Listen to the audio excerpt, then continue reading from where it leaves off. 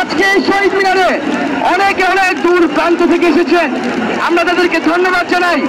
এবং আমাদের সাথে আমাদের অভিভাবক, শিক্ষক, নাগরিক প্রতিনিধিরাও এসেছেন, আমরা তাদের সংহতি জন্য তাদেরকে ধন্যবাদ জানাই। আমরা তাদের কথা খুব সংক্ষেপে শুনবো। এবং এর আগে আমাদের সমন্বয়কের পক্ষ থেকে কথা বলবেন উস্তাদ আব্দুল্লাহ। আপনারা জানেন এই খুনে হাসিনা থেকে মুক্ত না হওয়া পর্যন্ত তাদেরকে ভোটারের আওতায় না আনা পর্যন্ত এই আন্দোলন আমাদের তাদেরকে শহীদ করেছে। আমরা স্পষ্টভাবে ঘোষণা করতে চাই, সেখানে সব দেখছেন আবু সাহিদ হয়ে গিয়েছে, মুক্ত হয়ে গিয়েছে।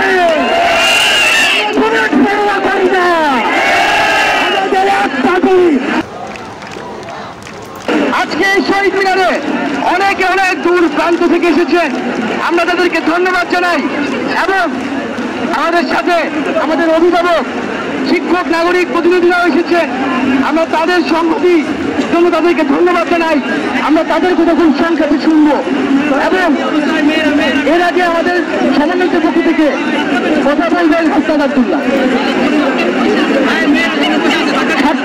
আপনারা জানেন এই খুনে হাসিনা থেকে মুক্ত না হওয়া পর্যন্ত তাদেরকে ভোটারের আওতায় না আনা পর্যন্ত এই আন্দোলন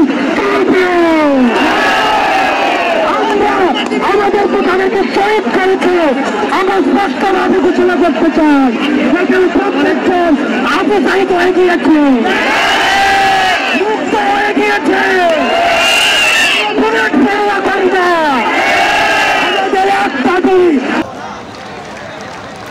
আজকে এই শহীদ মিনারে অনেকে অনেক দূর প্রান্ত থেকে এসেছেন, আমরা তাদেরকে ধন্যবাদ জানাই।